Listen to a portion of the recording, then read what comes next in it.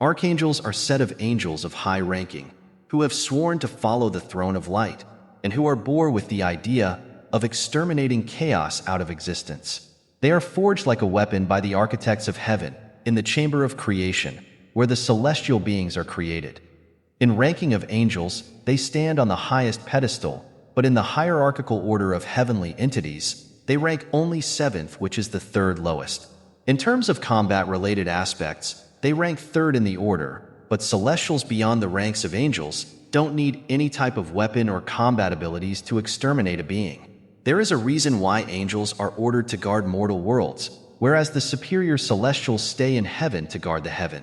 Not that any being would have the might to go against heaven under the throne's vision, the absolute divinity, which resides over the 9 castles of heaven, which no celestial has ever reached, except for those who have served their terms and joined the divinity as a part of it, as a part of reward for their honorable service. The order chain from top to dead bottom is a bit complex, but this is how it goes.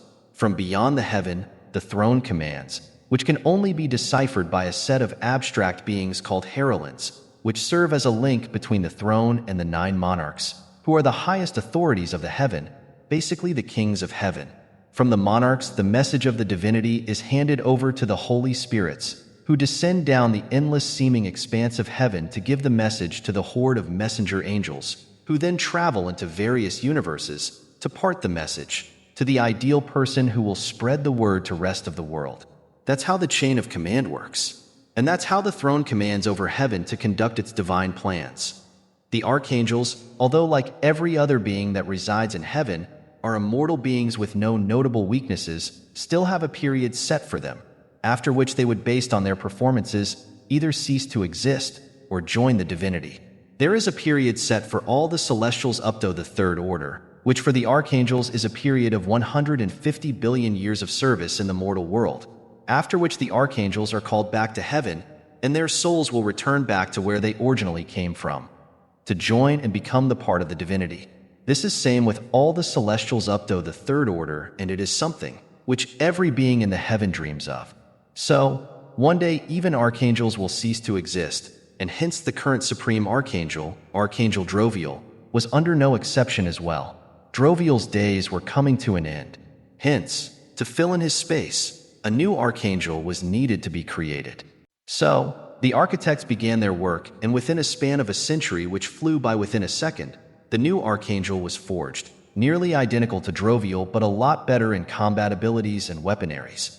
The newly forged archangel was accompanied with a shape-shifting armor which would automatically shift into shapes which aligns to the battle style that the archangel will adopt, and with 9 different weapons, each with its own unique features.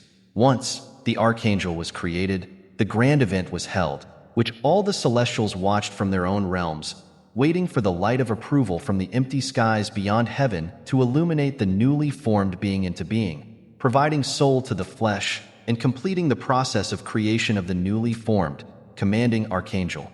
The catch to this event is, the vessel of archangel would only be blessed by the throne, if the vessel is really worthy of its position, and usually within few instances from the moment in which the vessel is kept in the zone of approval, the light would be poured from the black sky. But in this event, the light didn't appear, which means only one thing, that this vessel is not worthy of the position, hence, is not blessed with a soul, and left only as a lifeless toy, with no purpose.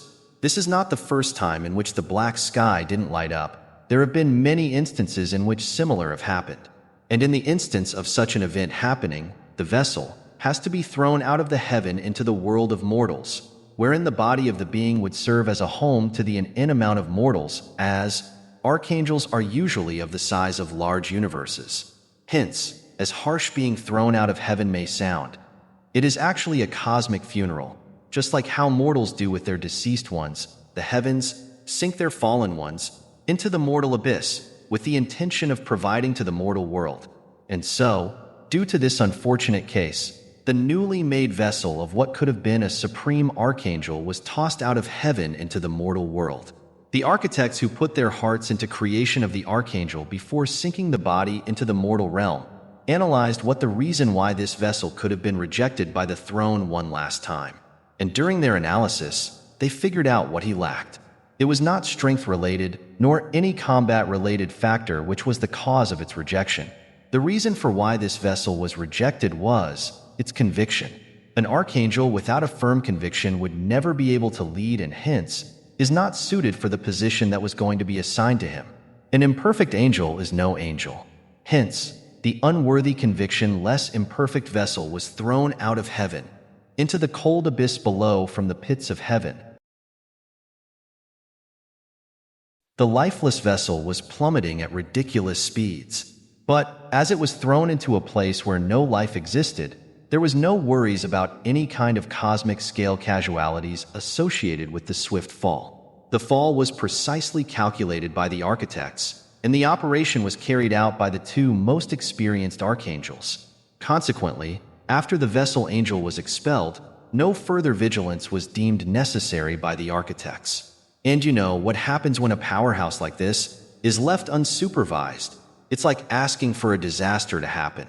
And as you would expect, the disaster struck. The universe-sized body out of nowhere disappeared. The second the event happened, the heaven's spy, the teraphims, reported the event to the messenger angels, who spread the words to rest. During the time when no eyes were on the discarded angel, something happened.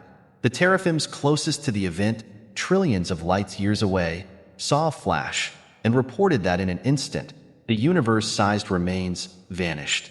What happened at that exact moment was quicker than the celestial giant could even register. But, aside from the initial event, the teraphims observed everything else, and they figured it out a bit later that the body didn't actually vanish, but it shrank to the size of an ordinary mortal being in an instant, which should have triggered an explosion of grand scale, but nothing really happened. Even after such a shift in the size change, the vessel still managed to keep the same pace, and it went on to hit a universe primarily made out oceans. An oddly familiar description. Due to being made out of the toughest materials in the entire cosmos, the vessel sustained no damage at all. Not only that, what it ended up doing was hitting the surface of the ocean with such a strong force that it triggered colossal-sized waves in all directions.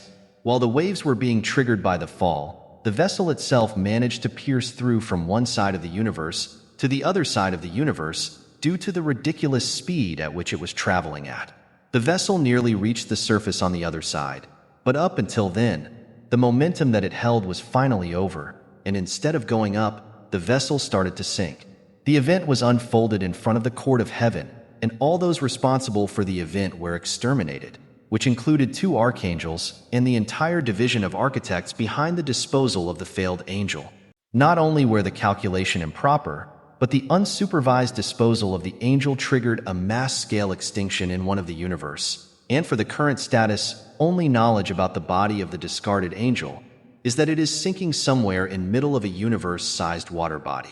What happened to the body in that one instance which caused this entire event, and where the body is currently, and 1,000 other questions needed to be answered. The teraphims, before they lost sight of the rapidly accelerating carcass, observed one more thing, that aside from the 9 weapons that the Archangel was accompanied with, there appeared to be one additional blade which was not there before, which appeared the very second after the flashing event happened which caused this entire ordeal. This blade was not part of the original weapon set. So, that is one more mystery that needs to be solved in this wild set of events.